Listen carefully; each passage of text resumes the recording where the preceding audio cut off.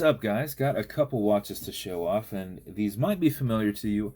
I've done four of these before, two women's, two men's, for my buddy Gene before, but this time, instead of them being a brushed build, he wanted a high polished build. So I've got two of the four done. These are the two men's watches. They will look like the others. I'm not sure if there's video on those because I've only done like the last 250, 260 builds on YouTube. But these ones were sent over to MG Gridwall at Showtime Custom Watchworks in Texas, the pieces. And he high polished, he basically strips everything down, does a high polish on, did a high polish for us on the engineer band, the 100 case, the crown, and the shark tooth bezel.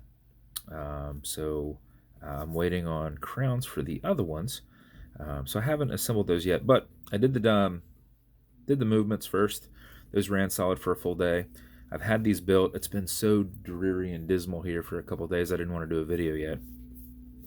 So they've actually kept time to the minute for 3 days in a row, which is great. I've just been winding them a bit. So these are those builds. There's just somebody walking up the street with a boombox in their hand. Like, that's weird. I guess maybe not weird. I don't know. Maybe it's weird. Maybe it's not weird. If you think it's not weird, okay, it's not. If you think it is weird, me too. But yeah, it was weird. I was like, what is bouncing off my house right now?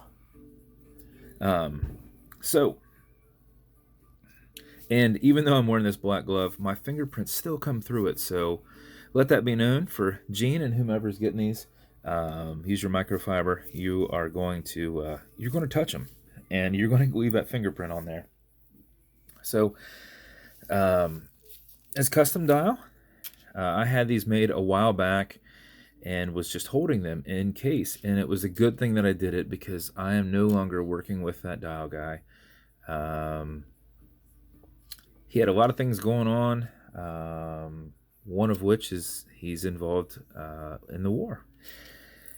So I'm not sure when he's going to get back to doing dials, if ever, but I did have 4 dials made for the next time Gene needed some watches. So we've got a high polished 100 case.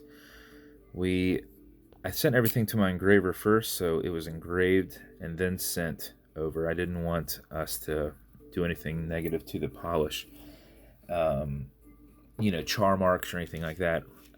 So silver handset in there, one of my Moldova handsets, aggressive shark tooth with a ghosted silver and white insert. You have your engraved crown there, your engineered band high polish with his double locking clasp. And then on the inside, I'm trying to do this with one hand because I know I'm going to fingerprint it if I touch it with the other. Gilded rotor in there, low profile exhibition caseback, and a stainless steel movement holder. And we did that times 2. So, bezel on these will turn left. They will turn right. I've got them on there decently tight, but they shouldn't move without your input. Automatic mechanical. So you can wind it, you can wear it, you can put them in a watch winder. But if they are dead or you're not going to be very active, make sure you wind them just a little bit. And how you do that is you back the crown off the threads until you hear it and feel it clicking. At that point, you should see a little bit of play there, but you'll feel it clicking. At that point, you can wind. And a wind is a turn that way. Turning it towards you doesn't do anything, but it's a lot easier to keep your finger spacing and just go back and forth. You cannot overwind it. You can wind it all day if you'd like. If you do it for 4 or 5 seconds, I don't know why I'm speaking too fast, 4 or 5 seconds, you will keep time throughout the day, that mixed with the rotor movement from your movements around. But if you want to make sure it's good for the next day, or you're super not going to be very active, driving for a long way or whatever, you can sit here and wind this for a good 20 seconds and you'll max out your 31 plus hour power reserve on it. When you are happy with your winding, you pull it to the one and only click, and you can now set your time. It does not have a hacking movement, so it's going to keep going. And you'll also notice you got a wobble crown that deflects lateral pressure from going into the stem and into the movement. Okay, Google, what time is it? 1:14 p.m. 1:14 p.m. set it, push it over, getting it out of that time setting, and then wind it down. And there are your builds, sir. So these are 2 of the 4. I promise you I'll get to the other ones here soon. I am just waiting on the crowns to come in. Forgot to attach the crowns. So I have the cases and the bezels and the SS bands and the double lock clasps for the back. The dials, the hands. I just don't have that part. And I'd actually made you some custom dial matching boxes for you. Since we had a little bit of white in there, we've got your matching beads, high polished silver beads with a little bit of white in there. And then every watch build comes with watch cleaner. This is good on all glass and metal parts, so this watch as a whole. And then you'll also have some fine scratch remover for your acrylic glass. You can scratch it. It's like a poly watch, but if you do scratch it, put a tiny bit of this on it and buff it out using your included microfiber.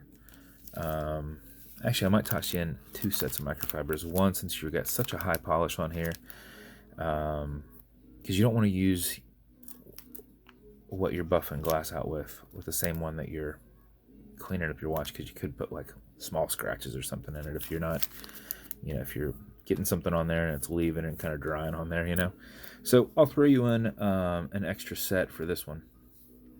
And then lastly, just a, so you can scratch the glass. If you do, put a tiny bit of this on it, buff against it using your included microfiber. So if the scratch is going up and down, buff left and right, fill in that scratch, and just basically work it out, polishing it. Just work it in circles. 20 seconds later, it should be completely gone. I never do high polish builds, but, and you might check into it yourself to make sure you're comfortable with it, but my understanding is Cape Cod polishing cloths is what you want to for your upkeep. I'm not sure if I can get with MG and ask him, and message you as well and ask him, say, hey, not sure what compounds you use on here, but if he does put a scratch in it or something like that, what should we use to polish it out? But I'm under the impression that that's what that's for Cape Cod cloths.